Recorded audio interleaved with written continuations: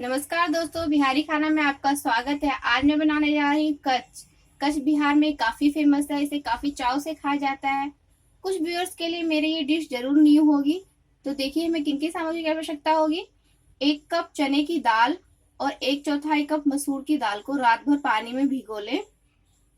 उसके बाद अच्छे से धो के हम इसे फाइन पेस्ट बनाएंगे। इसका बहुत ज्यादा फाइन पेस्ट नहीं बनाएंगे, मैं बता दूंगी आपको किस तरह से बनाना है। और इसी के साथ हम 6-7 लहसुन की पोट डाल के, कलियां डाल के इसे हम ग्राइंड कर लेंगे।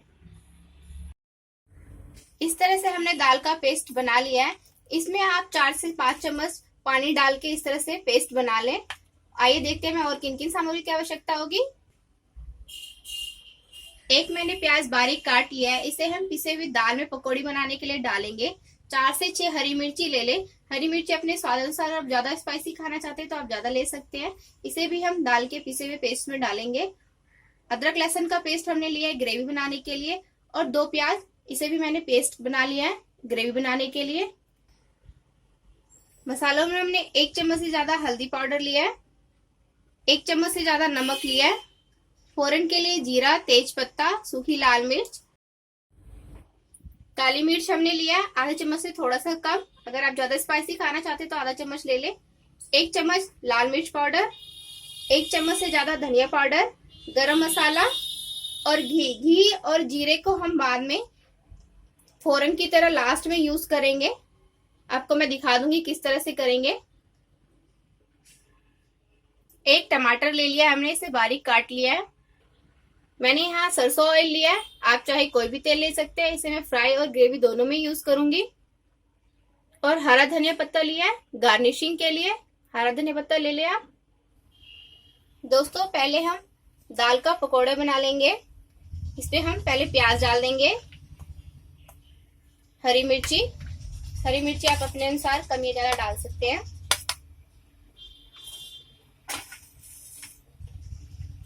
इसमें लाल मिर्च पाउडर, हल्दी और नमक स्वाद अनुसार डालें। अब इन्हें अच्छे से मिला लेंगे। हमें पीसते वक्त बहुत ज्यादा पानी नहीं डालना है, ताकि ये बहुत ज्यादा पतला सा हो जाए तो वो बनने में दिक्कत आती है। इसमें हम थोड़ा सा धनिया पत्ता भी ऐड करेंगे। दोस्तों आप इस पकौड़ी को बना के मुरमुरे के साथ खा सकते हैं इवनिंग टाइम में। मसालों को तैयार करने के साथ ही आप तेल एक साइड गर्म होने के लिए दे दें, क्योंकि सरसों तेल का कच्चापन जाना बहुत जरूरी होता है। हम इस तरह से अच्छे से इसे मिला लेंगे। आप चाहे तो चम्मच से मिला लें या हाथों में ग्लव्स पहन के भी मिला सकते हैं। मैंने इसे इसी तरह से मिलाया है। तेल गरम हो चुका है।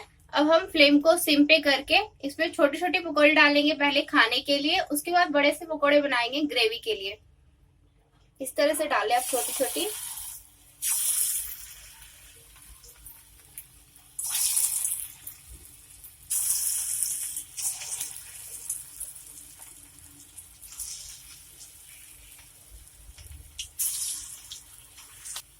इस तरह से हम बार बार इसे पलटते हुए फ्राई करेंगे, एकदम अच्छे से गोल्डन फ्राई हो जाए तो हम इसे निकाल लेंगे खाने के लिए। ये फ्राई हो चुके हैं। इस तरह से इसे करारा फ्राई कर लें। इसे आप मुरमुरे या पोहा के साथ खा सकते हैं। इसे मैंने अलग से खाने के लिए निकाल लिया है। बाकी जो हमारा पेस्ट बचा है दाल का, उसे हम इस तरह से मोटा सा शेप देते हुए बनाएंगे। इस तरह से डालें, हाथों को बचाते हुए डालें।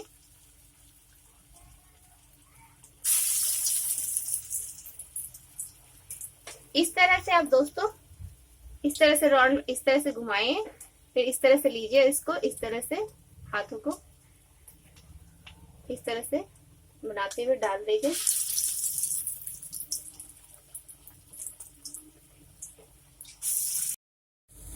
इस तरह से दोनों तरफ से पलटते हुए करारा फ्राई कर ले, क्योंकि हम इसे ग्रेवी में डालेंगे, इसलिए इसे अच्छे से ही फ्राई करें, वरना बहुत जल्दी ग्रेवी में डालने के साथ ही ये सॉफ्ट हो जाएगा।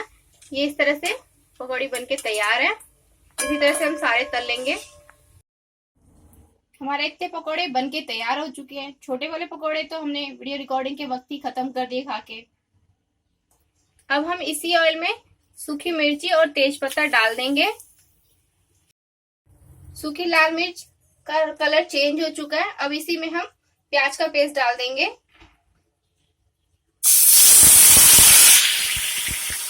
अब हम इसे आधे मिनट तक फ्राई करेंगे।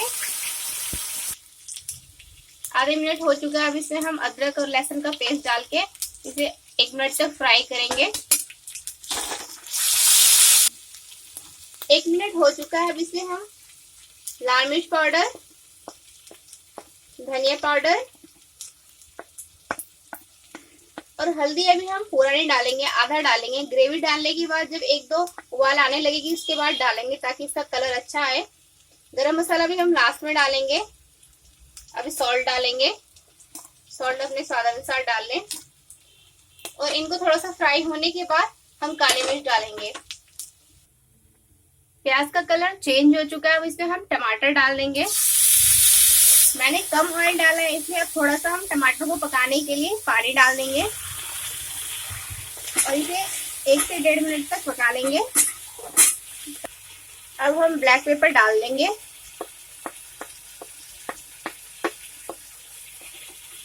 अब इसे फ्राई होने दें। मसालों ने तेल छोड़ना स्टार्ट कर दिया है। मसालों को अच्छे से फ्राई करें 4 से 5 मिनट तक। अगर आपको लगता है कि मसालों में अगर लगे मसाले जलने लगे तो उसमें थोड़ा थोड़ा पानी डाल के लो फ्लेम पे अच्छे से 4 से 5 मिनट तक फ्राई करें। अब हम इसमें पानी ऐड कर देंगे। अगर आप पतली ग्रेवी खाना चाहते हो तो ज्यादा पानी ऐड करें, अदरवाइज मैंने इससे आधा बोतल पानी डाल दें। मैंने इसमें आधा लीटर पानी डाल लिया है। अगर आप ज्यादा पतली ग्रेवी खाना चाहते हैं तो और डाल लें अपने अनुसार।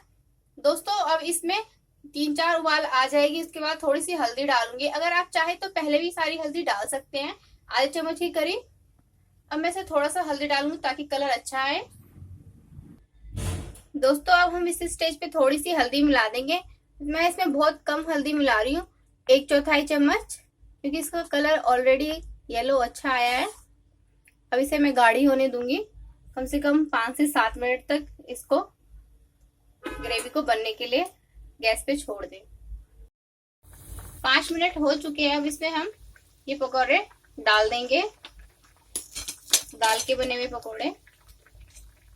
दोस्तों आप चाहे तो पहले भी डाल सकते हैं स्टार्टिंग में, उससे कई बार बहुत ज्यादा सॉफ्ट हो जाते हैं।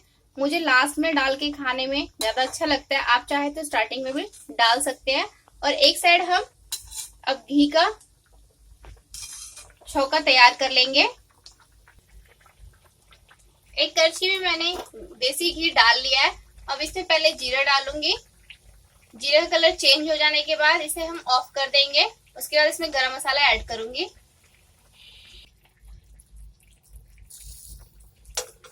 इसका हम कलर चेंज होने तक फ्राई कर लेंगे इसी में, घी में। इस तरह से हल्के हाथों से इसे हिलाते रहे ताकि चारों तरफ प्रॉपरली जीरा पक जाए इसमें। इसका कलर चेंज हो गया है। अब गैस ऑफ कर देंगे और इसमें हम गरम मसाला ऐड कर देंगे और उसे मिला ले अच्छे से।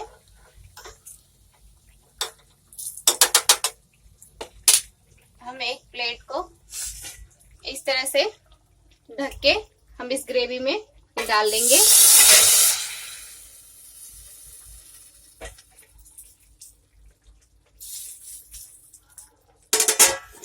इसे अच्छे से मिला लें।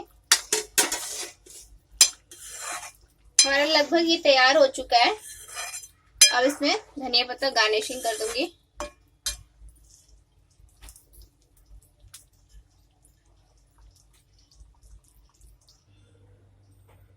दोस्तों हमारा ये कच या आप कह सकते हैं दाल की पकौड़ी की ग्रेवी बनके तैयार हो चुकी है। दोस्तों अगर आपको मेरा ये वीडियो पसंद आया हो तो मेरे चैनल को सब्सक्राइब कीजिए, लाइक कीजिए, अपने दोस्तों में शेयर कीजिए ताकि मेरी वीडियो आने वाली मिस ना हो। Thank you for watching.